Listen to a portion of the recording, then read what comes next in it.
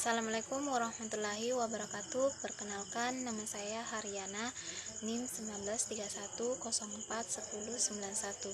jurusan PJKRC 2019. Jadi saya akan menjelaskan sebuah materi yang berkaitan dengan evaluasi pengajaran penjas.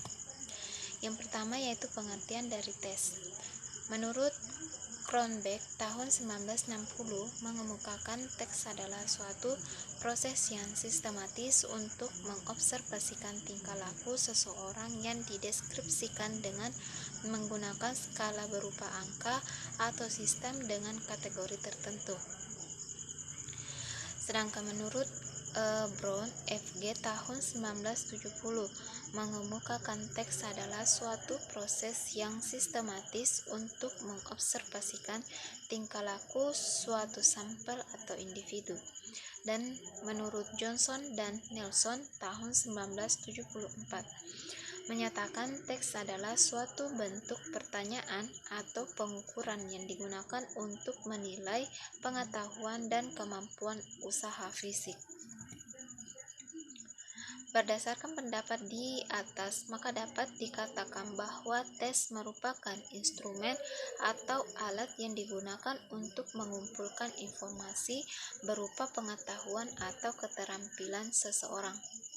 Berdasarkan jenisnya, tes dapat dibagi menjadi 3, yaitu tes tulisan, tes lisan, dan tes keterampilan. Yang kedua, pengertian pengukuran. Menurut Edwin dan Brown tahun 1957 mengemukakan pengukuran sebagai proses penentuan tingkat kuantitas dari sesuatu. Yang kedua, menurut Johnson dan Nelson tahun 1974 mengemukakan pengukuran bertujuan membantu proses evaluasi dengan menggunakan berbagai teknik dan alat untuk mengumpulkan data. Dan menurut Ari Kunto tahun 1991 membedakan antara mengukur, menilai, dan mengevaluasi. Mengukur adalah membandingkan sesuatu dengan satu ukuran, pengukurannya bersifat kuantitatif. Menilai adalah mengambil sesuatu keputusan terhadap sesuatu dengan ukuran baik dan buruk. Penilaian bersifat kuantitatif.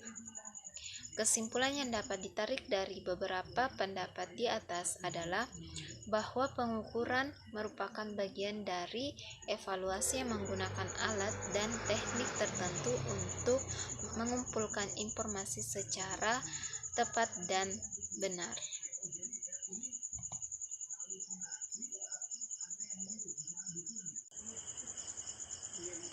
Yang ketiga yaitu pengertian evaluasi. Menurut Edwin dan Brown tahun 1957 mengemukakan evaluasi adalah suatu proses menentukan nilai atau harga diri sesuatu. Sedangkan menurut Johnson dan Nelson tahun 1974 menyatakan bahwa evaluasi lebih penting dari pengukuran. Evaluasi berguna sebagai dasar untuk menilai berdasarkan data yang dikumpulkan melalui proses pengukuran. Dan menurut House tahun 1978 menyatakan evaluasi mencakup pengambilan keputusan, penaksiran, penilaian, dan implementasi terhadap proses pendidikan secara keseluruhan. Berdasarkan pendapat di atas, dapat disimpulkan bahwa evaluasi merupakan suatu proses yang sistematis untuk menentukan nilai berdasarkan data yang dikumpulkan melalui pengukuran. Yang kedua yaitu tujuan dan prinsip pengukuran dan evaluasi. Tujuan pengukuran dan evaluasi. Menurut Scott tahun 1959 menyatakan bahwa pengukuran dapat menggunakan banyak cara, diantaranya adalah menggunakan teks yang bertujuan untuk menentukan status siswa dan tingkat kemampuannya. Sedangkan menurut Safrit tahun 1981 dan Ferdowsi tahun 1980 menyatakan Tujuan pengukuran dan evaluasi meliputi yang pertama, mendiagnosis kelemahan, kedua, pengelompokan siswa sesuai dengan kemampuan, yang ketiga, mengarahkan siswa sesuai dengan program, keempat, memprediksikan tingkat kemampuan, yang kelima, menentukan prestasi siswa, yang keenam, mengetahui kemajuan siswa, yang ketujuh, memotivasi siswa, yang kedelapan, penentuan kelas, kesembilan, mengevaluasi efektivitas pengajaran, kesepuluh, melakukan perbaikan program administrasi, dan terakhir, mengevaluasi kurikulum. Menurut Kendall tahun 1980, tujuan pengukuran dan evaluasi meliputi penentuan status, pengelompokan siswa, seleksi siswa, diagnosa dan pembimbingan, motivasi, mempertahankan standar, perlengkapan pengalaman pendidikan, dan melengkapi penelitian. Pengukuran dan evaluasi dapat memiliki beberapa tujuan. Tujuan tersebut tidak dapat selalu cocok dengan segala situasi. Berikut ini akan dibahas tujuan pengukuran dan evaluasi yang meliputi yang pertama, penentuan status siswa. Pengukuran dan evaluasi dapat digunakan untuk menentukan status, kemajuan, atau prinsip siswa. Hasil dari pengukuran dan evaluasi ini dapat digunakan untuk mempertahankan siswa sesuai dengan kemampuan yang dimilikinya, untuk promosi dari suatu kelas ke kelas yang lebih tinggi, atau menaikkan siswa ke tingkat berikutnya. Yang kedua, pengelompokan siswa. Pengukuran dan evaluasi dapat digunakan untuk mengetahui apakah kelompok tersebut homogen atau heterogen.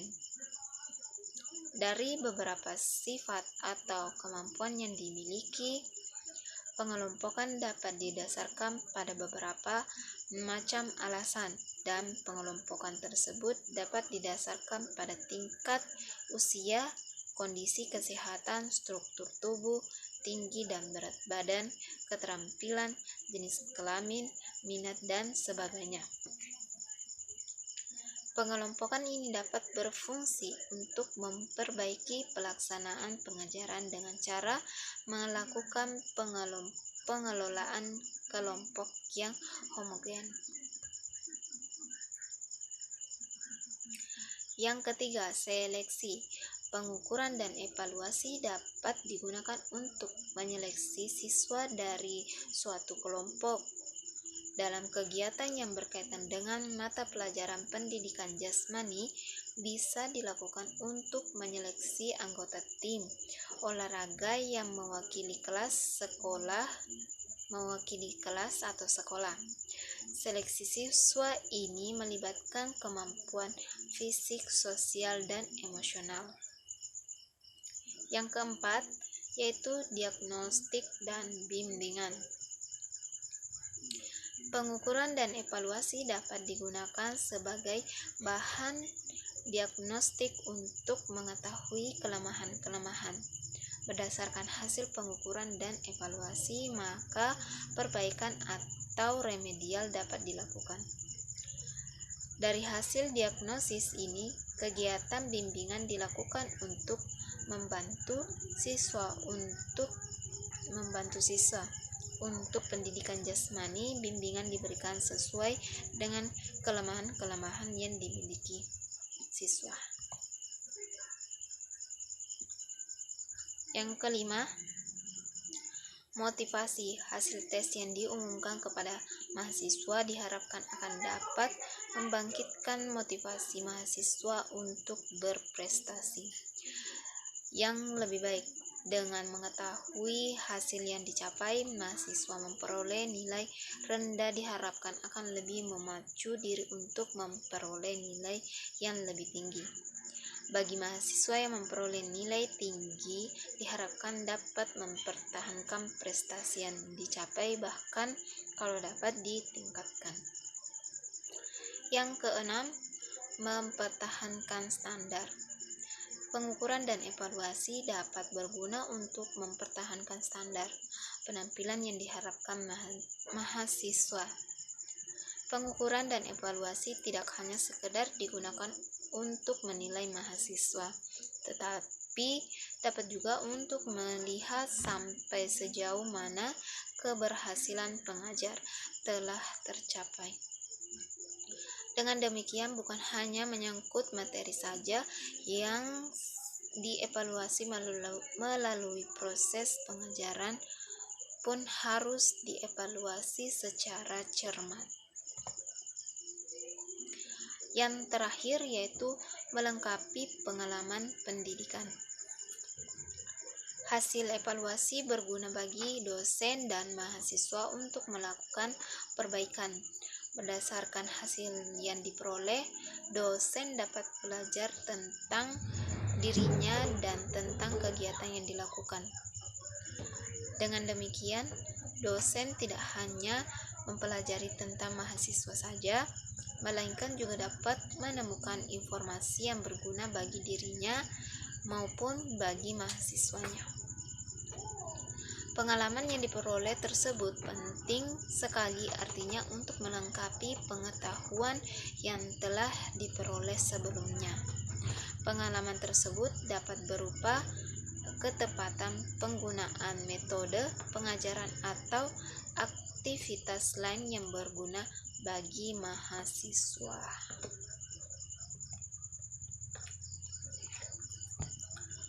Yang ketiga yaitu prinsip-prinsip pengukuran dan evaluasi.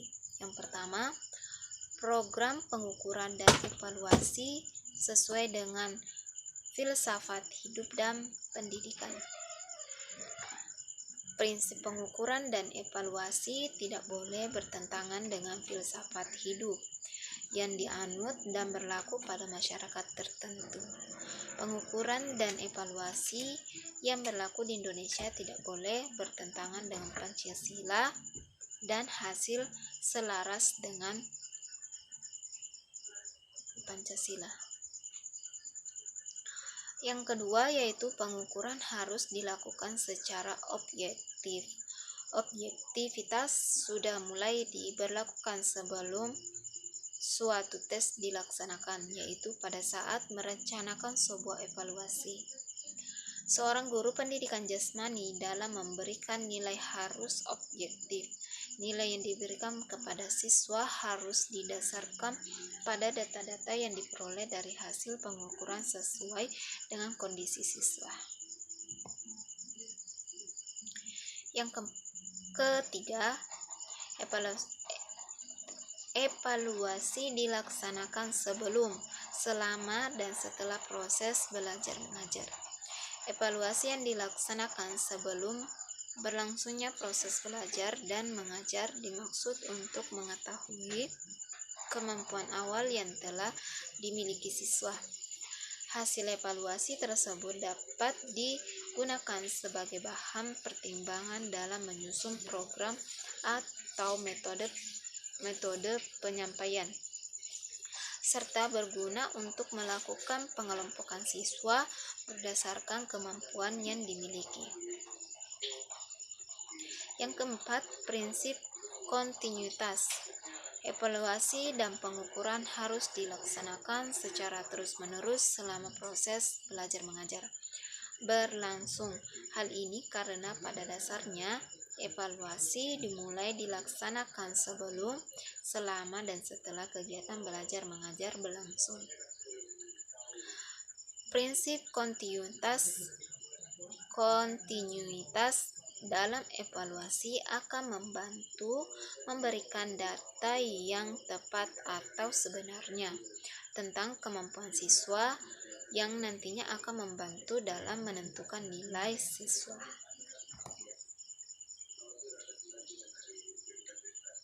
Yang keenam, prinsip menyeluruh atau komprehensif. Dalam memberikan evaluasi, aspek-aspek penting yang harus tercakup secara keseluruhan dalam bidang pendidikan. Aspek-aspek tersebut meliputi kognitif, afektif, dan psikomotor. Dengan demikian, ketiga aspek tersebut harus menjadi perimbangan bagi seorang guru dalam melakukan evaluasi. Yang ketujuh yaitu pengukuran dan evaluasi harus dipimpin dan dilakukan oleh orang yang ahli dalam bidangnya. Seorang guru harus menguasai materi yang akan diajarkan dengan baik dan dapat melakukan evaluasi terhadap bahan pengajaran yang diberikan dengan benar. Kemampuan ini diperlukan agar pengajaran pendidikan jasmani benar-benar dapat dilakukan secara efektif dan dapat dihindari kesalahan-kesalahan yang diakibatkan karena kekurangan mampuan guru sebagai pengelola. Yang terakhir yaitu hasil dari pengukuran dan evaluasi harus diinterpretasikan untuk semua individu tentang aspek sosial, mental, fisik, dan psikologisnya. Seorang guru apabila menemukan siswa yang berpenampilan jelek pada saat melakukan tes atau tidak seperti biasanya, maka guru dengan sangat hati-hati dan segera berusaha untuk menemukan penyebabnya. Jika penyebabnya telah ditemukan, guru harus membantu sepanjang hal tersebut memungkinkan. Jika salah satu penyebab utamanya adalah kondisi fisik, maka seorang guru dapat melakukan terapi dengan cara memberikan program tertentu yang sesuai dengan kondisi siswa. Itulah tadi penjelasan materi yang berkaitan dengan evaluasi pengajaran penjas. Semoga apa yang saya jelaskan tadi dapat dimengerti. Lebih dan kurangnya mohon dimaafkan. Wabillahi taufiq wal hidayah. Wassalamualaikum warahmatullahi wabarakatuh.